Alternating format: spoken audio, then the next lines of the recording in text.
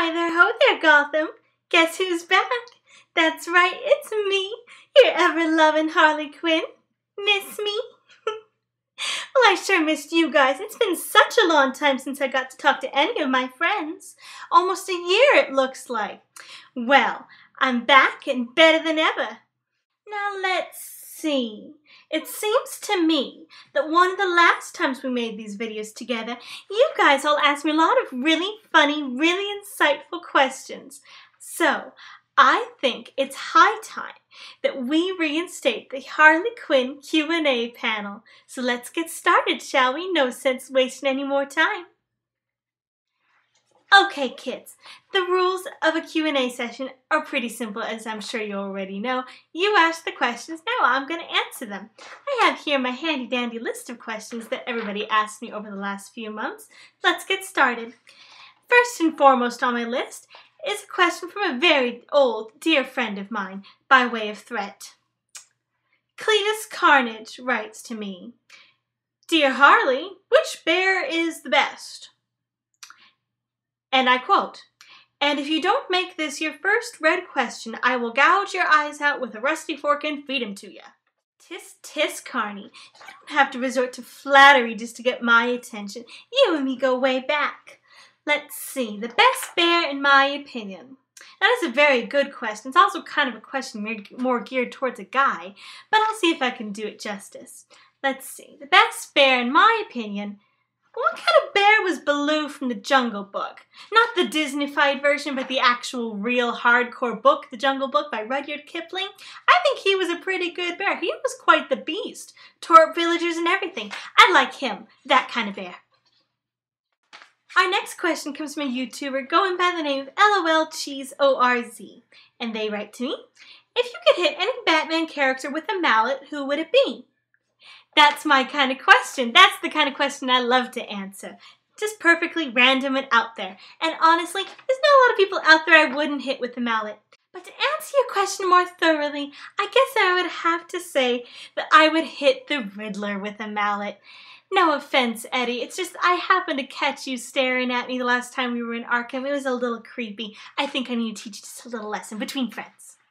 Our next question is from a YouTuber who calls themselves the Leafia, L-E-A-P, anyway. And they ask, what is your favorite food? Well, Leafia, to be honest, I've never really given it much thought.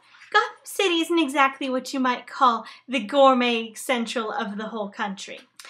But if you really want to know my secret, one of my favorite snacks to indulge on is a simple campfire roasted s'more.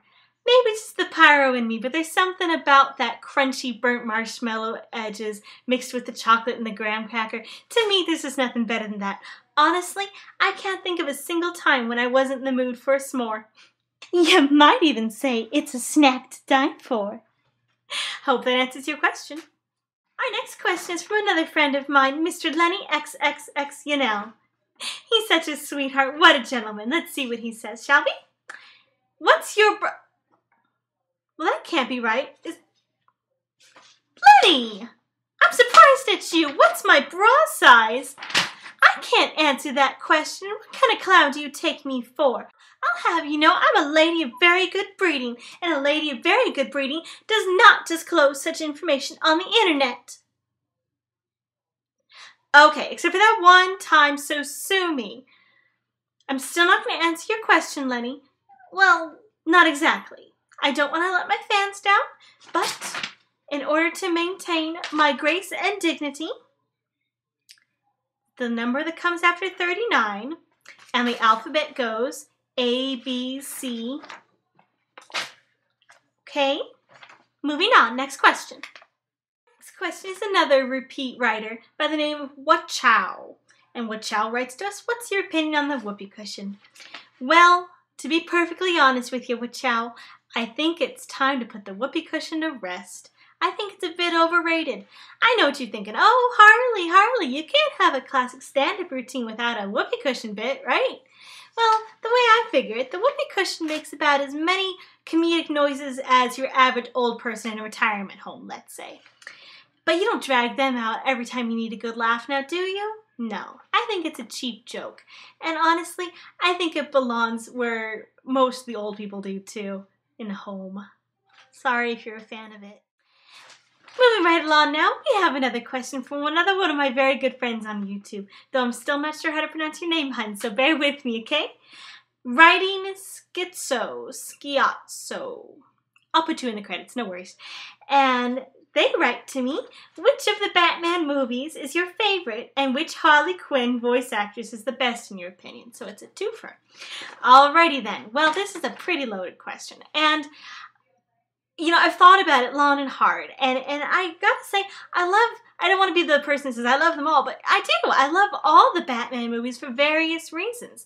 I grew up with the 1990s ones. I grew up with Tim Burton and Joel Schumacher, so for me, that's as nostalgic as you can get. That's almost as nostalgic for me as Adam West is, and I like that one too.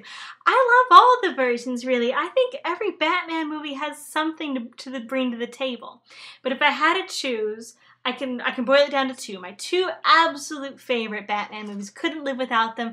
If I was stranded on a desert island with only a DVD player, a TV, and two movies, Batman movies specifically, it would be these two. And that's, of course, the Tim Burton first one, The Batman, with Jack Nicholson. And that just set the bar for me for a dark Batman movie. It had it all. It had timing, it had comedy, it had the action, it had Batman, and it had my Mr. J. How can you go wrong with that?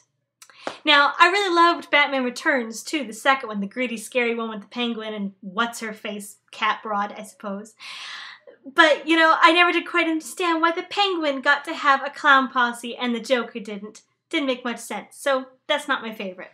My second favorite would have to be Mask of the Phantasm. As far as animated movies go, that one's top notch. If you haven't seen it yet, and I don't know why you haven't, definitely go check it out. Now then, for the second part of your question. The answer's going to be really obvious, so just bear with me for a second, folks. The question was, who is my favorite voice actress for Harley Quinn? And admittedly, there have been quite a few.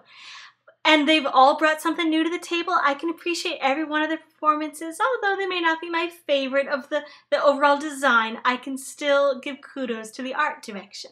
However, the only voice actress for Harley Quinn for me would have to be, of course, the great Arlene Sorkin. The woman that started it all. This woman, this voice actress, not even just voice actress, this actress, this wonderful actress, this amazing lady, revolutionized the character of Harley Quinn. She made her so much more than just the ditzy bimbo doormat of the Joker, which she very easily could have just been a one-shot character, which is what she was intended to be, in case you didn't know. But her personality just shone through the ink and lines and made her the amazing Batman villain that we know today. We wouldn't be here, us Harley cosplayers, and I know you can agree with me too, don't deny it. We wouldn't be here making these silly videos and doing our impressions and posing in front for people in front of cons if it wasn't for Arlene Sorkin. She made such a great villainess that we just had to play along. So, my answer is, of course, hands down, Arlene Sorkin, the best voice actress for Harley. We're getting down to the wire here with our second to last question. From BSG Trek Fan 88, who writes, what is your favorite Batman the Animated Series episode? Another big loaded question. I'll try to keep this one a little bit shorter for you guys.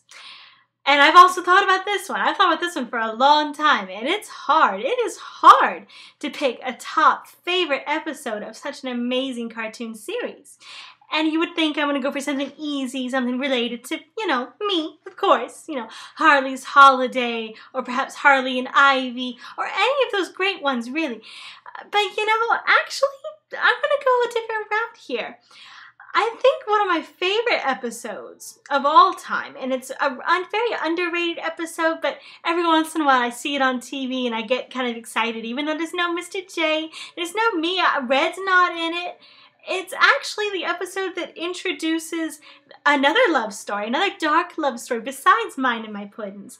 And that is the episode in which Baby Doll and Killer Croc hook up. It's a weird little episode, and it's certainly not something I ever expected to see when I first saw the cartoon series. This little one character, the baby doll, who they only put in the one episode as far as I knew, actually had more of a personality. She got fleshed out. She had dreams and aspirations. She had a real life. She went back to a day job. She was trying to make a name for herself, and of course went right back to crime and villainy. But more than that, I really liked the dynamic between her and the Croc. Again, it's not something I ever expected to see, and there was something about it that just seemed kind of sweet and also a little comical and more than a little bit dark. That works for me. If you haven't seen that episode yet, it's called Love is a Croc. So maybe you might want to check it out. They may not be as cute of a couple as me and my pudding are, for example, but all the same, I think the dynamic is there. And I think if there was ever going to be a love interest for that old scale face, I think Baby Doll would make a really nice match for him. Well, we finally made it, folks, to the very end of our list, the very last question. Let's see what we have, shall we? From Calalea17. That's a nice name. Bud and Lou, the babies, or the Joker? Bud and Lou, the babies, or the Joker? Well, that sounds weird. That doesn't sound like much of a question now, does it? I mean, it's not, do you choose Bud and Lou, the babies, or the Joker? Or do you love Bud and Lou, the babies, or the Joker? It's just Bud and Lou, the babies, or the Joker. You know what, Calalea17, your sentence structure lacks a little bit of, well, I mean, I'm no grammar teacher, but it lacks a little bit of finesse, shall we say? Try this one on for size. For example, do you choose your right kneecap or your left kneecap? Your choice. Well, Gothamites on YouTube, looks like we finally made it to the end of this list. I hope you enjoyed watching this Q&A video half as much as I did making it. I'll be honest with you guys, I really miss this, and I just had a blast. One more thing before I go. Don't forget to set some time aside every single chance you get, no matter how crummy a day you're having, to enjoy a simple smile. Have a happy YouTube. Mwah!